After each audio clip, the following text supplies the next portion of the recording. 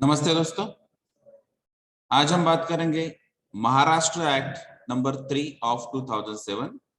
या फिर Maharashtra fire prevention and life safety major act 2006। तो ये क्लियरली टाइटल से पता चलता है कि महाराष्ट्र में जो fire prevention and safety measures है उसके लिए एक पर्टिकुलर एक्ट बनाया था 2006 में, और उसका एग्जीक्यूशन जो था वो 2007 में स्टार्ट हुआ है। तो एग्जैक्टली इसमें ये फायर प्रिवेंशन और लाइफ सेफ्टी मेजर रिलेटेड क्या क्या पॉइंट्स हैं ये अभी हम डिस्कस करेंगे।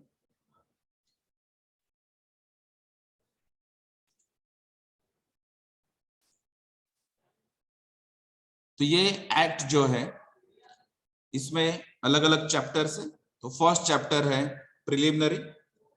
जिसमें ये क्लियरली मेंशन किया गया है कि ये एक्ट किस नाम से जाना जाता है।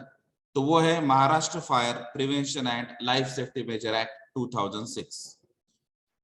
और ये सिर्फ स्टेट ऑफ महाराष्ट्र के लिए इसेंशियल या मैंडेटरी है।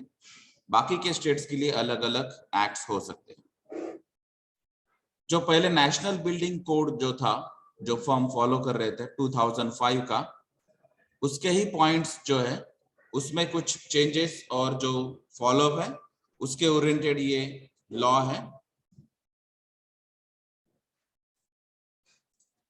तो national building code of India 2005, उसके रिलेटेड ही ये Maharashtra fire prevention and life safety major act 2006 बनाया गया है। चैप्टर 2 में अगर हम देखेंगे तो इसमें अलग अलग प्रोविजंस हैं जो fire prevention and life safety measures के रिलेटेड है। जैसे कि यहाँ पे जो ओनर होता है कोई भी बिल्डिंग का, तो वो बिल्डिंग के जहां पर पॉसिबिलिटी अगर होगी कि यहाँ पे फायर कैच हो सकती है तो फायर फाइटिंग सिस्टम इंस्टॉल करना ये नेसेसरी है।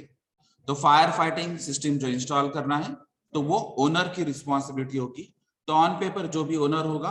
वो ओनर की ये रिस्पॉन्सिबिलिटी होगी। तो जैसे कि यहाँ पे आपको मालूम है कि फायर हाइड्रेंट सिस्टम्स या फिर फायर रिल या फायर होस सिस्टम्स या फायर एक्सटिंग्विशर्स,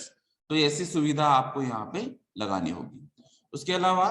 जो भी बिल्डिंग का कंप्लीशन होता है, जैसे कि आपको मालूम है कि जब तक आपको कंप्लीशन सर्टिफिकेट नहीं मिलता है तो बिल्डिंग कंप्लीट नहीं हो पाती है, और उसके ओरिएंटेड अगर आपको सेल करना है या फिर परचेस करना है या फिर किसी के नाम पे ट्रांसफर करना है तो उसके लिए आपको कंप्लीशन सर्टिफिकेट जरूरी होता है। तो ये कंप्लीशन सर्टिफिकेट के लिए सबसे पहले आपको फायर डिपार्टमेंट से नो ऑब्जेक्शन सर्टिफिकेट लाना होगा। और ये एक्ट में ये मेजर चेंज है कि यहाँ पे अगर आपके पास एनओसी नहीं होगा तो जो भी लोकल कॉर्पोरेशन होगा वो लोकल कॉर्पोरेशन से आपको कंप्लीशन नहीं मिलेगा। यानी कि जब तक आपको फायर डिपार्टमेंट से एनओसी नहीं मिलेगा तब तक आपको कंप्लीशन सर्टिफिकेट नहीं मिल सकता है, और उसके बाद में जो स्टेप्स होते हैं कि आपके नाम पे आपको करना है या फिर सेल करना है, ट्रांसफर करना है, वो पॉसिबिलिटी भी नहीं बनती। तो इसका मतलब है जब तक ओनर फायर फाइटिंग सिस्टम्स या फायर एक्सटिंग्विशर सिस्टम जब तक वहां पे इंस्टॉल नहीं कर लेता, जब तक ये फायर डिपार्टमेंट का पर्सन या रिप्रेजेंटेटिव उसको इंस्पेक्ट नहीं करता, उसके बाद में उसको एनओसी नहीं देता, तब तक कंप्लीशन सर्टिफिकेट पॉसिबल नहीं है। इसके अलावा जो ओनर की रिस्पॉन्सिबिलिटीज हैं उसमें सीएफओ जो होता है चीफ फायर ऑफिसर, तो वो चीफ फायर ऑफिसर ही मेन यहाँ पे चेक करता है कि अलग अलग यहाँ पे पॉसिबिलिटीज क्या है। तो यहाँ पर आपको जो भी सर्टिफिकेट दिया जाता है, एनओसी दिया जाता है, नो ऑब्जेक्शन सर्टिफिकेट दिया जाता है, तो कम से कम आपको जनवरी और जुलाई, ये कम से कम 2 महीनों में वहां पे इंस्पेक्शन होने के चांसेस होते हैं। तो चीफ फायर ऑफिसर इस एरिया में जिस बिल्डिंग से आपको बिल्डिंग के नाम पे एनओसी लेना है वहां पे इंस्पेक्शन कर सकता है, फायर फाइटिंग सिस्टम चेक कर सकता है, वहां पे कंबस्टिबल मटेरियल्स कितना है, क्या क्वांटिटी में है, और वहां से अगर वो आइसोलेट कर पाते हैं या फिर वहां से निकाल पाते हैं तो वो भी वहां पे सजेशन बता सकता है। कुछ प्रिवेंटिव एक्शन प्लान भी वो सीएफओ वहां पे ओनर को बता सकता है, जैसे कि फायर ओरिएंटेड कहाँ पे रिस्क है, वो रिस्क क्यों है, और फिर वहां से आप क्या एलिमिनेट कर सकते हैं या फिर रिस्क कैसे रिड्यूस कर सकते हैं। अगर जरूरत पड़ी तो आप पुलिस फोर्स भी वहां पे यूज कर सकते हैं। तो वो सीएफओ पे डिपेंड है कि सिचुएशन क्या है, सुनने वाले क्या करते हैं, आप उनको कन्विंस कर पाते हैं या नहीं। अगर वो फोर्सफुली कन्विंस करना चाहते हैं तो वहां पे पुलिस फोर्स की भी आप मदद ले सकते हैं। उसके अलावा जो इंस्पेक्शन का पावर है, जैसे अभी हमने बताया कि आप 3 घंटे के नोटिस से भी इंस्पेक्शन कर सकते हैं। यानी कि आज मुझे अगर 3 बजे इंस्पेक्शन करना है तो मैं 12 के पहले कभी भी नोटिस वहां पे भेज सकता हूँ कि ये एरिया में मुझे fire oriented, fire fighting systems oriented inspection करना है, और आप यहाँ पे इंस्पेक्शन के लिए जा सकते हैं।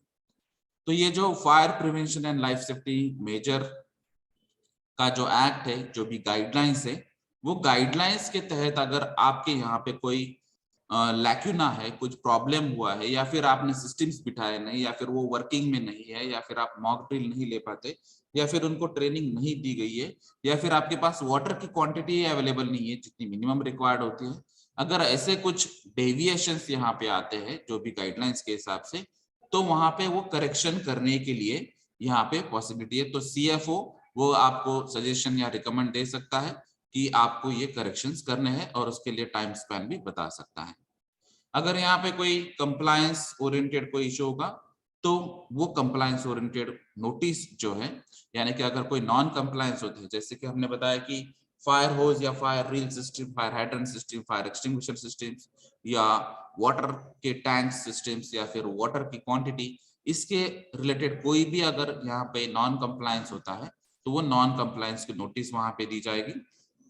और उसके बाद में भी अगर वो रिकवर नहीं पाते, अगर वो करेक्ट नहीं कर पाते विद इन टाइम, तो वो जो बिल्डिंग होगी या फिर जो लैंड होगी उसको सेल करने के लिए भी उनके पास पावर होती है। तो ये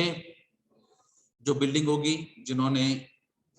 अगर आपको जो भी बताया नॉन कंप्लायंस के बारे में या फिर पर्टिकुलर करेक्शन के बारे में विद इन टाइम के बारे में, तो वो टाइम फ्रेम में अगर ये नहीं होता है तो वो बिल्डिंग सील भी हो सकती है। तो फायर डिपार्टमेंट में और चीफ फायर ऑफिसर जो होते हैं उनके पास ये अलग अलग इंस्पेक्शंस के लिए, नॉन कंप्लायंसेस के लिए, एनओसीज के लिए या सीलिंग के लिए अलग अलग यहाँ पे पावर जो है यहाँ पे दिए गए हैं। तो ये चैप्टर 2 में जो है provisions related to fire prevention and life safety measures के अंदर ये पावर्स बताए गए हैं। तो इसके अलावा कुछ लाइसेंस ओरिएंटेड भी कुछ पावर्स होते हैं, जैसे कि यहाँ पे सीएफओ जो पर्सन होगा यानी कि ओनर होगा, या फिर उसके कोई अगर सोसाइटी है, एसोसिएशन है, मेंबर है या कंपनी है, उनको भी ये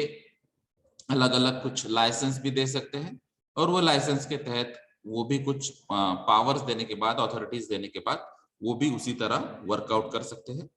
as a fire department representative.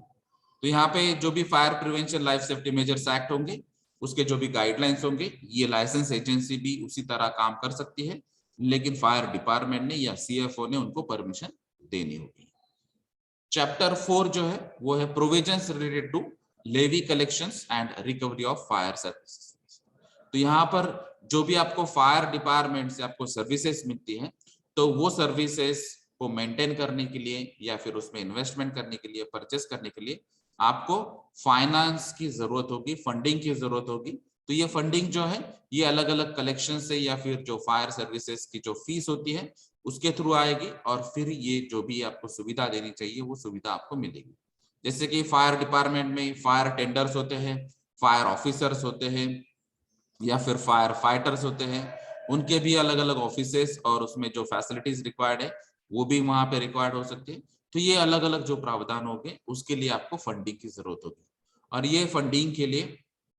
यहाँ पे आपको सर्विस फीस लगेगी, फायर सर्विस फीस। तो ये फायर सर्विस ओरिएंटेड आपको चैप्टर 4 में यहाँ पे बताया गया है कि अलग अलग जो शेड्यूल्स है, इसमें शेड्यूल्स में अलग अलग पार्ट्स है, वो जो भी बिल्डिंग आपकी वो पर्टिकुलर टाइप में आएगी, जैसे कि यहाँ पे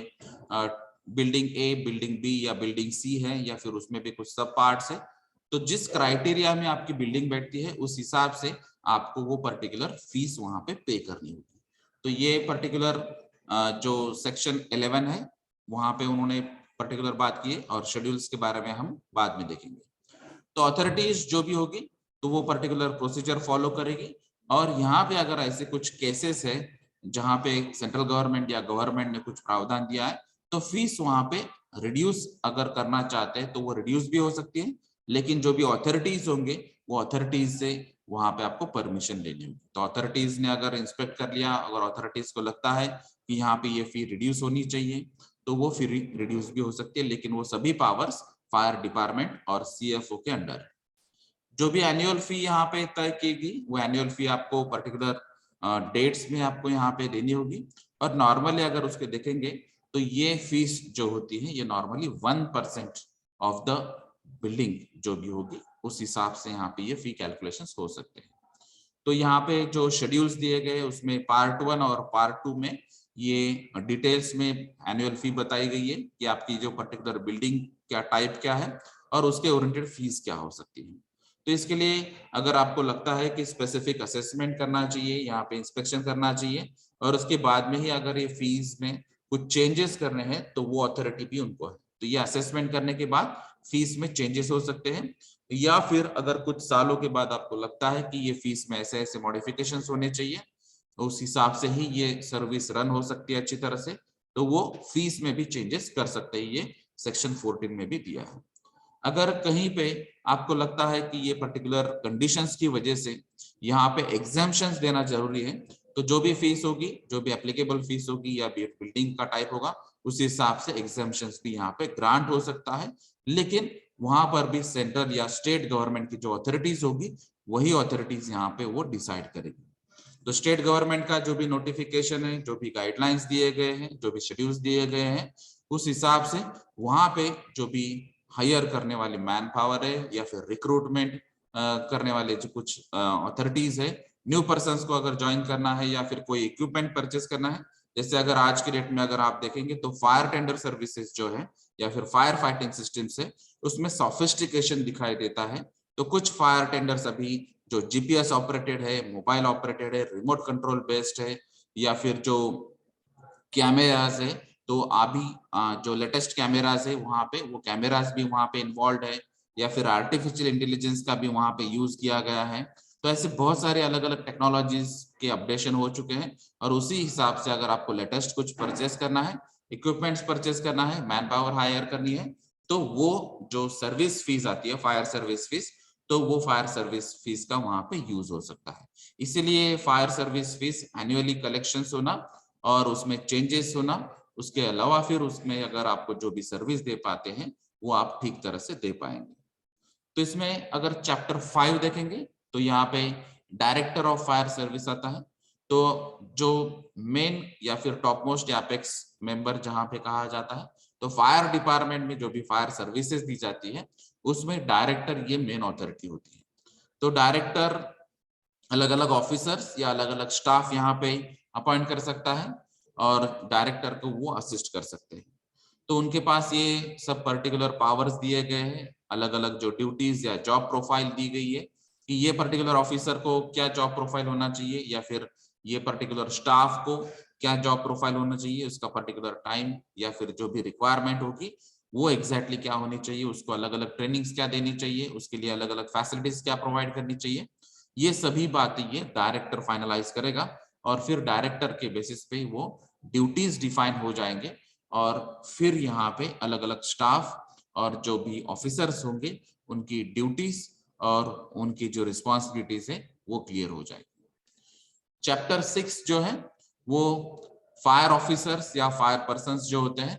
उसके रिलेटेड प्रोविजंस बताई गई है। तो ये चैप्टर में फायर ऑफिसर्स और फायर पर्सन्स के ओरिएंटेड जॉब प्रोफाइल और उसकी ड्यूटीज और रिस्पॉन्सिबिलिटीज की डिटेल्स दिए गए।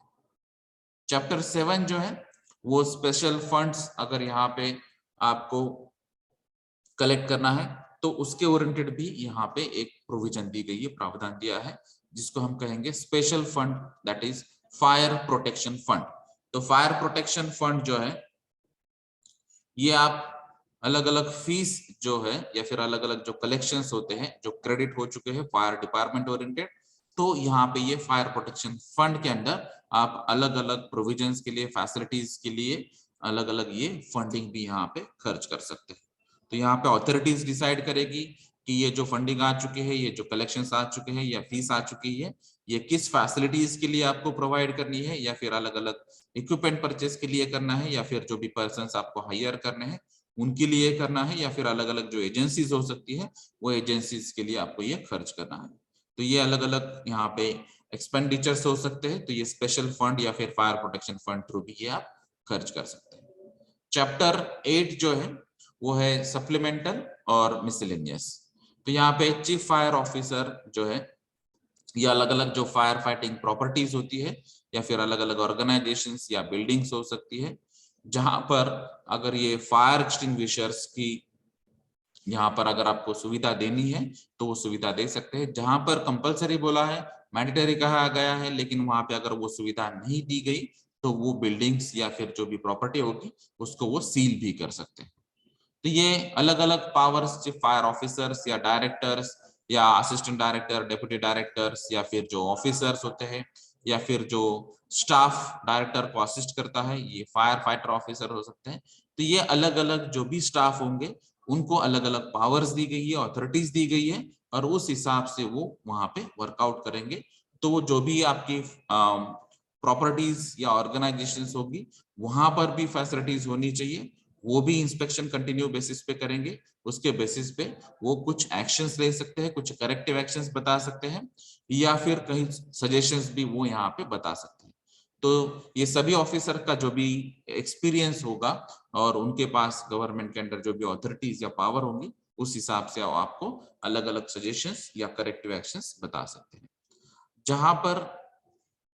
वाटर का प्रॉब्लम हो सकता है, पानी का प्रॉब्लम हो सकता है, तो वहां पर सोर्स एग्जैक्टली क्या होना चाहिए, या फिर आपको अगर दूसरे सोर्सेस आपको यूज करना है तो उसके लिए आपको परमिशन लेनी होगी। और फायर फाइटिंग के लिए जब एक्चुअल फायर कैच होता है, कहीं पे अगर बिल्डिंग में या कोई प्रॉपर्टी में आग लगती है, तो आपको नियर बाय जो भी वाटर सोर्सेस होंगे, तो कोई भी वाटर सोर्सेस से आप डायरेक्टली यूटिलाइज कर सकते हैं, कनेक्ट कर सकते हैं। ये अथॉरिटीज या पावर ये फायर फाइटिंग डिपार्टमेंट को दी गई है। तो यहाँ पे अगर कहीं पे आग लगती है, वो लोकेशन के नियर बाय जो भी वाटर सोर्स होगा वो वाटर सोर्स वो डायरेक्टली यूज कर सकते हैं विदाउट नोटिस, विदाउट परमिशन। लेकिन जहाँ पे सिर्फ पोर्टेबल वाटर है या फिर ड्रिंकिंग वाटर है, तो वो ड्रिंकिंग वाटर छोड़ के अगर जो भी मेन सोर्सेस होंगे उसकी पहली प्रायोरिटी हो सकती है, और वो प्रायोरिटी बेसिस पे पहले नॉन पोर्टेबल वाटर या नॉन ड्रिंकिंग वाटर जो है वो यूज किया जाएगा। या फिर अगर दूसरे कोई वाटर बॉडी सोर्सेस होंगे वहां पे, तो वो भी यहाँ पे यूज कर सकते हैं। तो ये इनके पास अथॉरिटीज या पावर होती है कि आप जहां पर भी फायर कैच होती है तो वो नियर बाय एरियाज है वहां से डायरेक्टली वाटर वहां से वो एक्सट्रैक्ट कर सकते हैं, यूज कर सकते हैं। उसमें अलग अलग ट्रेनिंग सेंटर्स भी होते हैं, जैसे अभी यहाँ पे हमारे यहाँ पर भी कुछ मीटर्स पे ही एक ट्रेनिंग सेंटर है। तो जहाँ पे ये ट्रेनिंग सेंटर्स में अलग अलग जो फायर फाइटर्स या ऑफिसर या स्टाफ जो होता है उसके लिए यहाँ पे सिलेक्शन प्रोसेस होती है। उसके लिए पहले एडवर्टाइजमेंट दिया जाता है, उसके बाद में उनकी जो रिटन टेस्ट या इंटरव्यूज होते हैं, और फिर उसके लिए उनके पास रेसिडेंशियल अरेंजमेंट भी होती है। तो वहां पर एक पर्टिकुलर जो फॉर्मेट होता है, जैसे कि यहाँ पे आपको सुबह में एक एक्सरसाइज की ट्रेनिंग अलग से हो सकती है, फिर उसमें एक बाद में फायर ओरिएंटेड जो भी डिटेल्स है उसके बारे में बताया जाता है। अगर इनकेस फायर टेंडर आपको यूज करना है, फायर एक्सटिंग्विशर्स यूज करना है, तो उसका तरीका एग्जैक्टली क्या है। और उसके बाद में जब भी फायर फाइटिंग एक्चुअल करनी होती है तो वहां पर भी उनको लेके जाते हैं, ताकि उनको एक पर्टिकुलर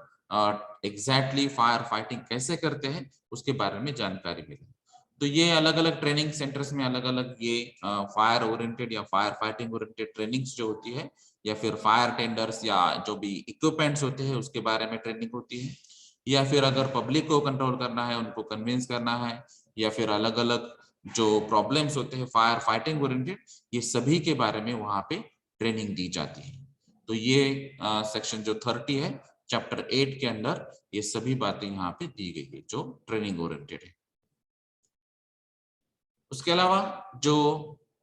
पेनाल्टीज की भी यहाँ पे प्रोविजन हो सकती है, जैसे अगर आपको एनुअल फी जो बताई गई है आपके जो टाइप ऑफ बिल्डिंग होगा उस हिसाब से, अगर आपने वो annual fee with in time आपने भरी नहीं होगी तो आपको पेनाल्टी लग सकती है। और वो पेनाल्टी ड्यूरेशन आपकी टाइप ऑफ बिल्डिंग के ऊपर डिपेंड होगा। तो नॉर्मली ये जो पेनाल्टी या पनिशमेंट हो सकती है, तो यहाँ पे अगर पनिशमेंट होती है तो ये नॉर्मली 6 मंथ से 3 इयर्स तक एक्सटेंड हो सकती है। और जो पेनाल्टीज या फाइन जिसको कहा जाता है तो वो नॉर्मली 20,000 to 50,000 भी यहाँ पे हो सकती है। तो अलग अलग सिचुएशंस पे डिपेंड है, आपने उनको नोटिसेस क्या बताई है या फिर करेक्शंस क्या बताया है, या फिर आपने उनको रिमाइंडर नोटिस भेजिए, उसके बाद भी उन्होंने अगर फीस कलेक्ट नहीं किए तो उनको यहाँ पे पेनाल्टीज या पनिशमेंट हो सकती है। फिर जो ऑफेंसेस है, तो ऑफेंसेस के बारे में अगर आपको बताया गया है कि उनको यहाँ पे वाटर की रिक्वायरमेंट थी, या फिर ये जो पर्टिकुलर बिल्डिंग है यहाँ पे ये रिस्क थी, आपको ये एलिमिनेट करना चाहिए, उन्होंने फिर भी अगर नहीं सुना है और वो सुनना नहीं चाहते, तो यहाँ पर ये एज ऑफेंस हो सकता है और उनको इम्प्रिजनमेंट भी यहाँ पे हो सकती है। नॉन अवेलेबल वारंट के बेसिस पे भी वहां पे उनको जेल हो सकती है। तो ये सिचुएशंस पे डिपेंड होगा और ऑफिसर्स और डायरेक्टर ये डिसीजन ले सकते हैं। अगर ये कोई पर्टिकुलर कंपनी भी होगी तो कंपनी के अगेंस्ट भी ये ऑफेंस हो सकता है। तो यहाँ पे कोई बिल्डिंग भी हो सकती है, कोई प्रॉपर्टी भी हो सकती है, कोई ऑर्गेनाइजेशन हो सकती है, कहाँ पे बिल्डिंग ओनर हो सकता है, कहीं पे कंपनीज भी हो सकती है। तो कुछ बिल्डिंग्स जो है जो अगर 30 मीटर से भी अबो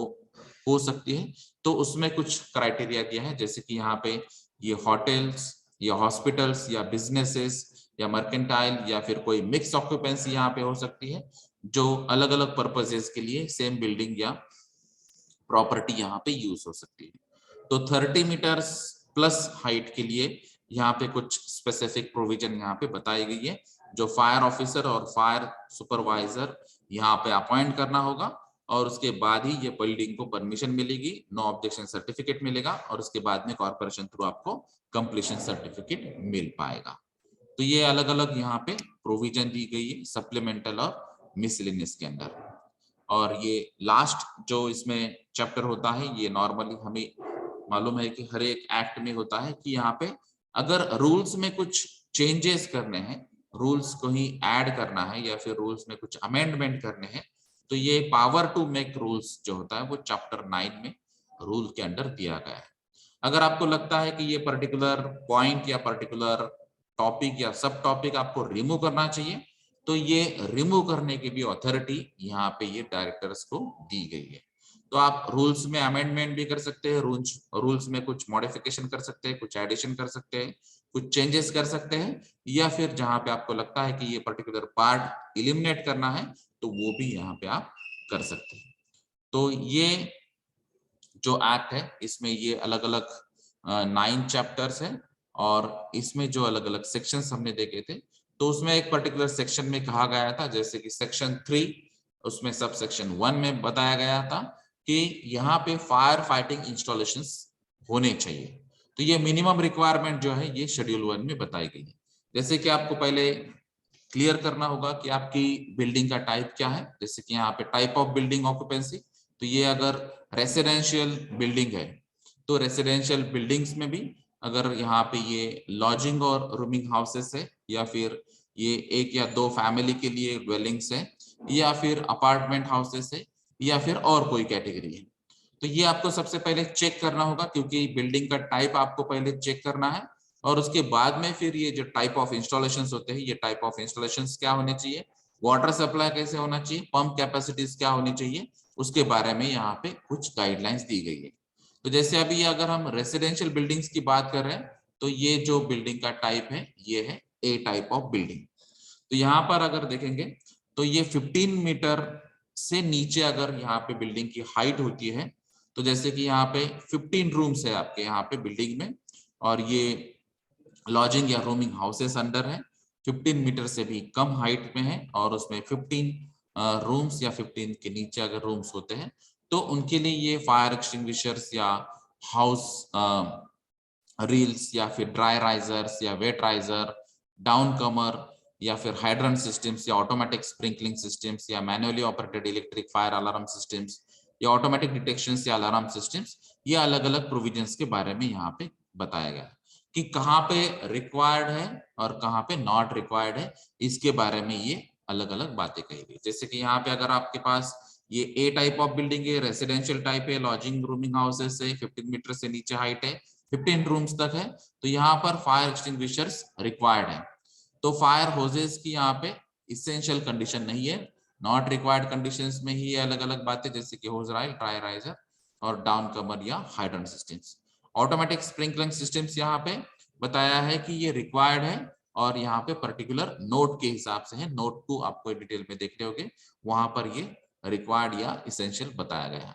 मैन्युअली ऑपरेटेड जो भी इलेक्ट्रिक अलार्म सिस्टम्स होते हैं या फिर डिटेक्शन या अलार्म सिस्टम्स होते हैं, ये यहाँ पे रिक्वायर्ड नहीं है। अभी वाटर सप्लाईज जो लीटर्स में अगर हम बात करेंगे तो अंडरग्राउंड स्टैटिक वाटर स्टोरेज जो टैंक होते हैं वो नेसेसरी नहीं है, लेकिन यहाँ पे एटलीस्ट टेरेस टैंक जो है वो 5000 लीटर्स कैपेसिटी के कंपलसरी होने चाहिए। तो इससे अगर ज्यादा होते हैं तो उनको प्रॉब्लम नहीं है, लेकिन इससे कम होता है तो वो इंस्पेक्शन थ्रू आपको बता सकेंगे कि आपकी ये जो बिल्डिंग है इसमें नॉर्मली ये कंबस्टिबल मटेरियल हो सकता है और इस क्वांटिटी के लिए आपको इतना मिनिमम रिक्वायर्ड वाटर लगेगा, जो वाटर क्वेंचिंग या फिर हम जो बात कहते हैं फायर लोड, तो फायर लोड कैलकुलेशंस के हिसाब से वो जजमेंट लेते हैं और मिनिमम रिक्वायरमेंट जो है 5000 लीटर्स की होगी। अगर यहाँ पे हम पंपिंग ओरिएंटेड बात करेंगे तो ये जो underground static water storage tanks के रिलेटेड फायर पंप्स होते हैं तो उसकी यहाँ पे रिक्वायरमेंट नहीं है, और जो भी टैंक लेवल में भी जो रिक्वायर होते हैं कुछ पंप्स जो नॉर्मली प्रेशर बताते हैं 0.3 न्यूटन पर mm², तो ये भी यहाँ पे रिक्वायर्ड नहीं है। तो जैसे ही आपके रूम्स बढ़ेंगे, जैसे कि यहाँ पे अभी 15 रूम से नीचे था, लेकिन 15 या 15 प्लस और 30 रूम्स तक अगर ये कैपेसिटी बढ़ जाती है तो ऑब्वियसली यहाँ पे जो भी कंबस्टिबल मटेरियल्स है वो बढ़ जाएंगे, फायर लोड बढ़ेगा और उस हिसाब से आपकी वाटर की जो रिक्वायरमेंट है वो भी बढ़ेगी और वाटर रिक्वायरमेंट के हिसाब से कुछ यहाँ पे चेंजेस होंगे। जैसे कि यहाँ पे ये चेंज हो चुका है कि होज रील यहाँ पे कंपलसरी आ गई, या फिर यहाँ पे अगर हम चेंज देखेंगे तो ये 5000 टू 10,000 लीटर्स तक की यहाँ पे कैपेसिटी बन सकती है। तो डिपेंड है आपके कितने रूम से, जैसे कि अगर हमने 16 रूम लिए तो मिनिमम रिक्वायरमेंट से आपको फुलफिल करना होगा, लेकिन 30 रूम्स के आसपास जाएंगे तो आपका 10,000 तक वो भी एक्सटेंड हो सकता है। अभी यहाँ पे पहले रिक्वायरमेंट में ये जो पंपिंग कैपेसिटी या पंप रिक्वायरमेंट वो पर्टिकुलर प्रेशर जो 0.3 न्यूटन पर mm² थी वो नहीं थी, लेकिन यहाँ पे अभी वो दे चुके हैं कि 900 लीटर ओरिएंटेड आपको यहाँ पे पंप्स यहाँ पे बिठाने होंगे। तो ये रिक्वायरमेंट्स अलग अलग जैसे कि चेंज हो सकते, जैसे कि यहाँ पे 30 रूम्स प्लस अगर यहाँ पे क्राइटेरिया होगा तो ये रिक्वायरमेंट तो आएगी, फायर एक्सटिंग्विशर्स, होज रील आपको कंपलसरी लगेगी। उसके अलावा यहाँ पर अभी ये दोनों इसमें रिक्वायरमेंट नहीं थी, लेकिन यहाँ पे रिक्वायर्ड है जो है manually operated electric fire alarm systems. और इसके अलावा अगर आप टेरेस के टैंक्स की कैपेसिटी देखेंगे तो वो 10,000 मिनिमम है और 15,000 तक एक्सटेंड कर सकते हैं, डिपेंड से रूम्स पे और कंबस्टिबल मटेरियल्स पे। उसके अलावा ये जो 900 है ये कंपलसरी लीटर्स में कैपेसिटी होनी चाहिए पंपिंग की, पहले के केस में 450 टू 900 के रेंज में चल सकती थी depending on the room size, number of rooms. उसके अलावा अगर ये बी कैटेगरी में हम देखेंगे, ए बिल्डिंग में ही ये बी अगर देखेंगे तो इसमें फैमिली जो है ये 1 फैमिली या 2 फैमिली प्राइवेट ड्वेलिंग्स जिसको कहते हैं, अगर ये कैटेगरीज में आते हैं, जैसे इसमें भी स्पेसिफिक A2 कैटेगरी है और जो डॉर्मेटरीज है वो A3, अपार्टमेंट हाउसेस जो है वो A4। तो ये अलग अलग जो कैटेगरीज है, जैसे कि ये हमने A1 यहाँ पे देखा था जो लॉजिंग या रूमिंग हाउसेस है और उसमें ये स्पेसिफिक कंडीशन देखी थी। अभी ये A2 कैटेगरी की बिल्डिंग है, ये A3 कैटेगरी की बिल्डिंग है या फिर A4 कैटेगरी की बिल्डिंग अगर होती है तो यहाँ पर ये स्पेसिफिक कंडीशन नहीं बताई गई है, लेकिन अगर ये 15 मीटर से कम हाइट की है तो ये रिक्वायरमेंट उस हिसाब से बताई गई है। तो अगर ये कैटेगरीज की बिल्डिंग है A2, A3, A4 और less than 15 metre height oriented है तो यहाँ पे आपको फायर एक्सटिंग्विशर, होज रील की रिक्वायरमेंट नेसेसरी है। उसके अलावा जो ऑटोमेटिक स्प्रिंकलिंग सिस्टम्स यहाँ पे रिक्वायर्ड बताया है, 5000 टू 10,000 रेंज में आपको लीटर्स कैपेसिटी की वाटर टैंक्स यहाँ पे प्रोविजन होनी चाहिए, और जो पंपिंग कैपेसिटी के जो पंप्स है वो 450 लीटर्स पंपिंग कैपेसिटी वाले पंप्स यहाँ पे इंस्टॉल करने होंगे। उसके अलावा अगर आप शेड्यूल 2 देखेंगे तो शेड्यूल 2 में सेक्शन 3(1) के हिसाब से ही एक्सप्लेनेशन दिया गया है। तो यहाँ पर ये अलग अलग पार्ट्स में डिस्क्राइब किया गया है, जैसे कि ये पार्ट 1 है, fire service fee structure for municipal corporations. तो यहाँ पे आपकी बिल्डिंग का टाइप क्या है, आप किस कॉर्पोरेशंस के अंडर आते हैं और उस हिसाब से आपको जो फीस होगी, जैसे अभी हमने बताया कि फायर डिपार्टमेंट को जो भी अलग अलग इक्विपमेंट्स या fire tenders, fire fighter systems, या फिर जो फायर स्टेशंस होते हैं उनकी फैसिलिटीज, या फिर जो फायर के ओरिएंटेड जो स्टाफ्स होते हैं, ऑफिसर्स होते हैं, असिस्टेंट डेप्यूटी डायरेक्टर्स या डायरेक्टर्स होते हैं, उसके रिलेटेड जो पेमेंट्स होते हैं, या फिर जो ट्रेनिंग सेंटर्स होते हैं, ये सभी बातों के लिए जो फंडिंग लगती है उसके लिए ये फायर सर्विस फीस यहाँ पे कलेक्ट करनी होती है। तो यहाँ पे हम देखें कि जैसे कि ये रेसिडेंशियल बिल्डिंग ए टाइप का जो अभी हमने देखा था, और उसमें ये लॉजिंग और रूमिंग हाउसेस, ये उसके लिए अलग अलग उसमें क्राइटेरिया, जैसे कि ये लेस देन 15 मीटर है, ये अप टू 15 रूम्स, ये 15 टू 30 रूम्स और 30 प्लस रूम्स। फिर सेकंड उसमें हमने सब कैटेगरी देखी थी जो थी A4, इसमें अपार्टमेंट हाउसेस है, और इसका जो हाइट ये 15 टू 24 मीटर हाइट के हिसाब से, या फिर 24 मीटर से 35 मीटर के हिसाब से, या फिर अगर 35 मीटर प्लस हाइट होती है 45 मीटर तक, उसके लिए अलग से फीस होगी। और अगर ये बिल्डिंग 45 मीटर हाइट से भी ज्यादा होती है तो यहाँ पे उसके लिए अलग फीस होती है। तो यहाँ पे आप चेक कर सकते हैं, जैसे कि म्युनिसिपल कॉर्पोरेशन जहाँ पे पॉपुलेशन 50 लाख से ज्यादा है, तो ये अलग अलग सिटीज के लिए, या फिर मेट्रो सिटीज या जो कैटेगरीज होते हैं अलग अलग metro cities A, B, C, तो उस हिसाब से आपको ये चेक करना। जैसे कि यहाँ पे पॉपुलेशन अगर 50 लाख प्लस है तो वहां पर म्युनिसिपल कॉर्पोरेशन के हिसाब से ये अलग अलग फीस यहाँ पे हो सकती है। तो ये फीस यहाँ पे पर स्क्वायर मीटर दी गई है, जैसे कि यहाँ पे फीस है 5 रुपीज पर स्क्वायर मीटर। अगर आपके पास A1 कैटेगरी की बिल्डिंग है, 15 रूम्स तक है, और 15 मीटर से कम हाइट की अगर बिल्डिंग होगी तो आपके लिए ये 5 रुपीज पर स्क्वायर मीटर, उस हिसाब से आपको ये फीस पे करनी होगी। अगर एरिया कम होता है तो कम से कम आपको 30,000 रुपीज ये फीस पे करनी होगी। तो अगर ये कैलकुलेशन पर स्क्वायर मीटर के अगर ज्यादा आते हैं तो वो फीस यहाँ पे एप्लीकेबल होगी। तो जो हायर साइड में जो भी फीस होगी वो फीस आपको यहाँ पे एप्लीकेबल होगी। अगर कैलकुलेशंस के बेसिस पे 30,000 से कम फीस आती है तो आपको मिनिमम 30,000 पे करना होगा। उसी हिसाब से अगर 15 टू 30 रूम से तो आपको 35,000, अगर 30 प्लस रूम से तो 50,000, और इसी हिसाब से अलग अलग जो क्राइटेरियाज है वो क्राइटेरियाज के हिसाब से ये फीस एप्लीकेबल होगी। अगर यहाँ पे म्युनिसिपल कॉर्पोरेशंस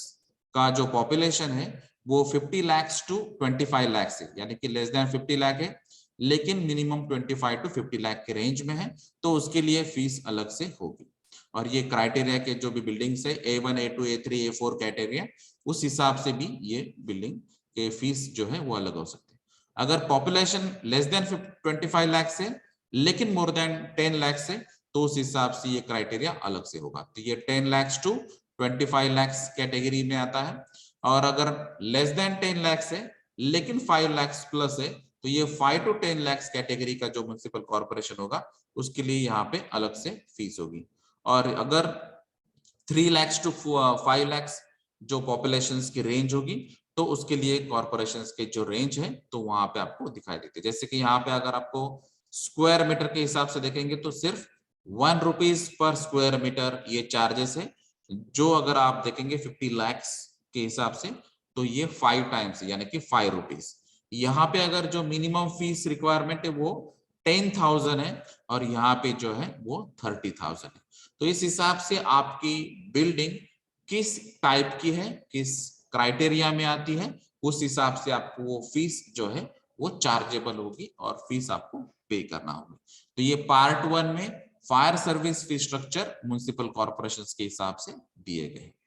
अगर इसी में आप पार्ट 2 देखेंगे तो पार्ट 2 में फायर सर्विस फी स्ट्रक्चर दिया है म्युनिसिपल काउंसिल्स के लिए। तो ये म्युनिसिपल काउंसिल्स के भी यहाँ पे स्पेसिफिक कैटेगरी, जैसे कि यहाँ पे अगर पॉपुलेशन 2 टू 3 लाख होता है तो, अगर पॉपुलेशन 1 टू 2 लाख होता है तो, अगर पॉपुलेशन 0.4 टू 1 लाख होता है, या फिर अगर पॉपुलेशन 0.25 टू 0.4 लाख होता है तो इसके लिए अलग से ये फीस यहाँ पे स्ट्रक्चर बताया है। तो ये अलग अलग स्ट्रक्चर से, जैसे कि यहाँ पे अगर हम मिनिमम देखेंगे तो 0.25 टू 0.4 लाख अगर पॉपुलेशन होता है तो वो म्युनिसिपल काउंसिल्स के अंडर 0.25 रुपीज यानी कि 25 पैसा पर स्क्वायर मीटर इतने ही चार्जेस है, और उसकी जो मिनिमम लेवल है वो है 5,000 रुपीज। तो ये जो भी बिल्डिंग का टाइप आपका आएगा उस हिसाब से आपको यहाँ पे चार्जेस एप्लीकेबल होगी। पार्ट 3 में अगर आप देखेंगे तो ये फायर सर्विस फी स्ट्रक्चर है फॉर स्पेशल प्लानिंग अथॉरिटीज, और जो भी एरियाज ये पर्टिकुलर कॉर्पोरेशंस के अंडर आप डिफाइन नहीं कर पाते हैं तो वहां पे ये स्पेशल प्लानिंग के अंडर कवर हो सकते हैं। तो जो स्पेशल प्लानिंग की अथॉरिटीज होती है या फिर जो भी म्युनिसिपल के लिमिट्स हैं उनसे डिस्कस करके ये रेट्स फाइनल हो सकते हैं। तो जैसे कि हमने अभी बिल्डिंग के क्राइटेरिया अलग से देखे कि ए कैटेगरी बिल्डिंग है और उसमें A1 A2 A3 A4, उसमें भी सब कैटेगरीज या सब पॉइंट्स भी हमने डिस्कस किए हैं। तो उस हिसाब से यहाँ पे ये अलग अलग स्पेशल प्लानिंग अथॉरिटीज के अंडर भी ये अलग अलग रेट्स हो सकते हैं। जैसे कि यहाँ पे ये 15 रूम्स के नीचे 15 मीटर की कम हाइट के अगर बिल्डिंग होगी, रेसिडेंशियल बिल्डिंग होगी और स्पेशल प्लानिंग अथॉरिटीज के अंडर होगी तो उसके लिए 5 रुपीज पर स्क्वायर मीटर या मिनिमम 30,000 रुपीज आपको चार्ज लगेगा। अगर ये particular area beyond special planning authority होता है या फिर म्युनिसिपल लिमिट्स के बाहर होता है तो उसके लिए चार्जेस 4 रुपीज पर स्क्वायर मीटर या मिनिमम जो चार्जेस है वो 25,000 रुपीज यहाँ पे लग सकते हैं। तो उस हिसाब से आपको ये अलग अलग क्राइटेरिया चेक करने होंगे और वो क्राइटेरियाज के हिसाब से पर स्क्वायर मीटर चार्जेस या जो मिनिमम आपकी जो यहाँ पे मिनिमम चार्जेस जो होते हैं वो आपको यहाँ पे चेक करने होंगे और उस हिसाब से आप पार्ट 1, पार्ट 2, पार्ट 3 में कहाँ पे एग्जैक्ट बैठते हैं उस हिसाब से कैलकुलेशंस कर पाते हैं। तो ये एक बेसिक आइडिया था fire prevention and safety measures act 2006 और उसका जो एग्जीक्यूशन है वो 2007 के हिसाब से।